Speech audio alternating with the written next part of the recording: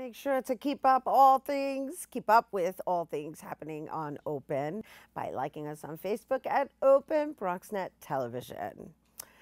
Conversations in Patterns, Textiles, Figures, and Portraits. That's an exhibit highlighting the work of two artists that create their pieces with inspiration from their culture and upbringings. And joining us now, we're going to welcome Ifi Chiagina. And on the phone, we have Jamila Okubo. Yes. Okubo. And I got that right? Correct. Yes. Correct. Welcome. Welcome. Thank you. Thank you for having me. How are you? Yes, thank you. Well, thank you for joining us via phone, Jamila. Thank you. All right. So I had the distinct pleasure of visiting your website and getting to know you and your origins. But let's share with our viewers how you came about in being inspired by your culture in, I guess, in your fusion, right? Yes. Yeah. Yeah. Well, yeah, well, you know what? Can we start with Ifi, right? Yeah. And then Sure. we'll chime you in, Jamila. Okay. Okay. All right. Awesome. Oh, okay. So I was born and raised Queens, New York, to Nigerian parents. So I'm first generation, and growing up, I experienced a lot of complexities because like you're growing with what I thought was two cultures, but I'm coming to realize that it's a multiplicity. And so dealing with the complexities, art was always a tool for me to have to deal with that and just to be able to express myself and to further understand my parents. Because sometimes it's like I get what they're saying, but because I'm born and raised and growing up in Queens, New York, it's like, okay, I hear what they're saying, but it doesn't really apply to me yet. And so it's like in the household, I hear their stories. I know the kind of experiences they've went through. I know how much culture and traditions mean to them, but it's not impacting my life in that way firsthand.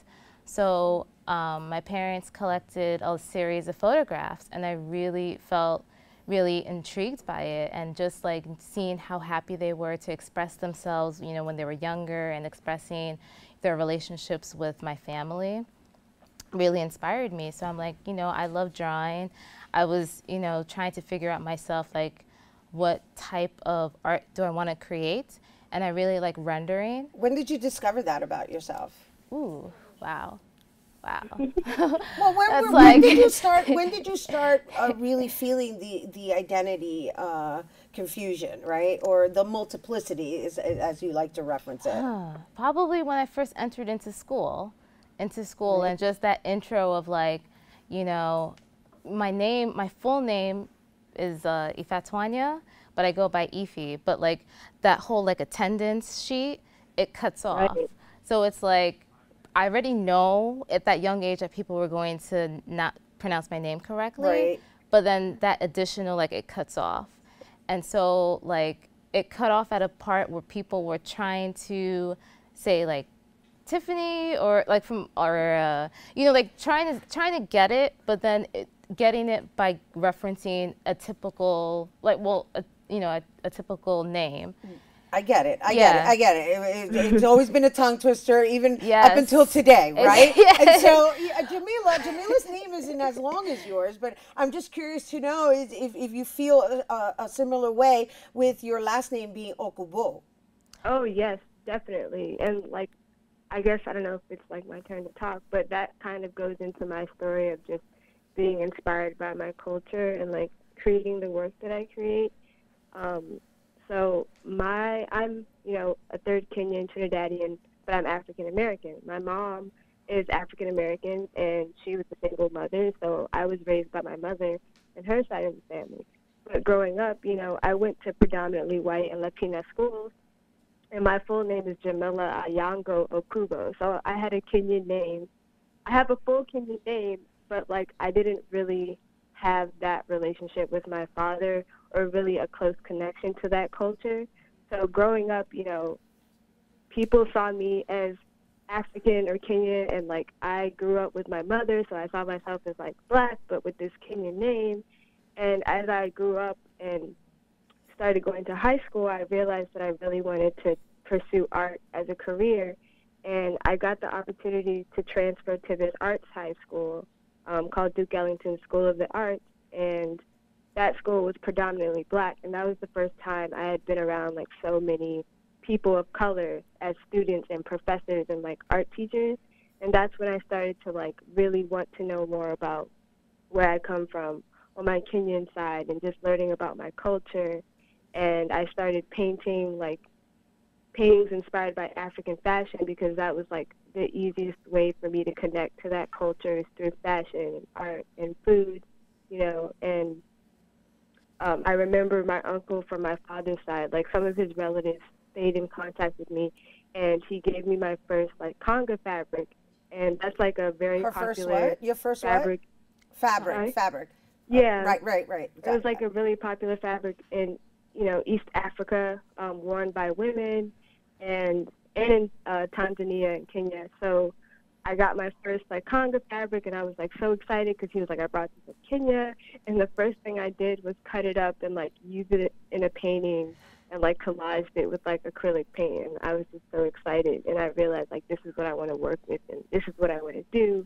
I want to design African patterns and be like an African pattern designer, you know. So this is beautiful. You know, I'm just looking at some of the images. I don't know if these are yours, but it's just interesting that today's show is kind of geared towards texture and culture. Yeah. And so, what's your who is it that had comes from a fashion background? Or somebody kind of both do. You both do. Yeah. Okay. Yeah. I was reading more about you, but I just want to make sure I'm getting it correct. And so, because you incorporate it into your work, right? Yeah, we both come from fashion backgrounds, and it's very similar, and it's also different. The way in which I come from a fashion background is my mom studied fashion design at FIT, and when I was younger, me and my siblings were younger.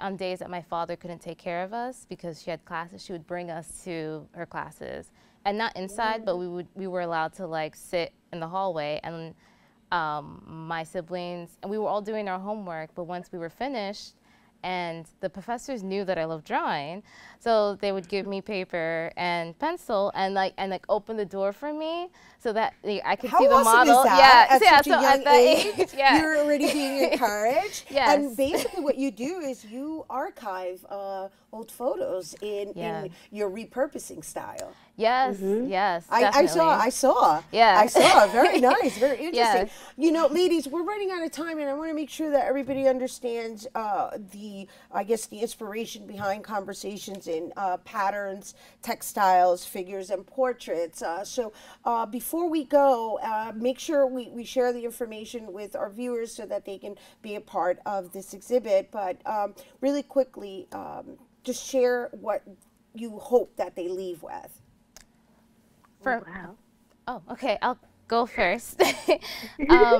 For me, the driving inspiration for my work was like the sense of memory, and having gone through a series of traumatic experiences and trying to recollect myself, just wanting to give the sense that this desire to recollect, and just seeing that visually and seeing that in that like tapping into old photographs. I love it. I love it. So it's going to be like a trip down memory lane with you and Jamila really quickly because they're wrapping us up, and I want to make sure you get your piece in. Sorry.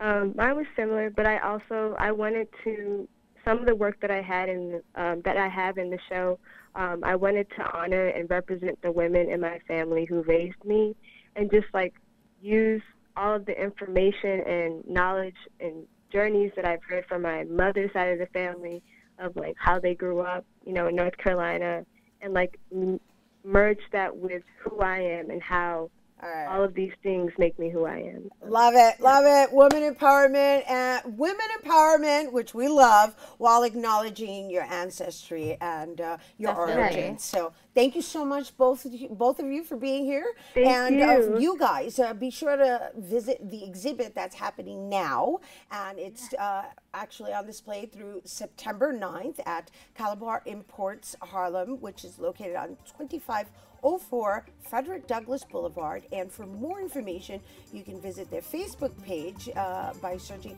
Conversations in Patterns, Textiles, Figures, and Portraits.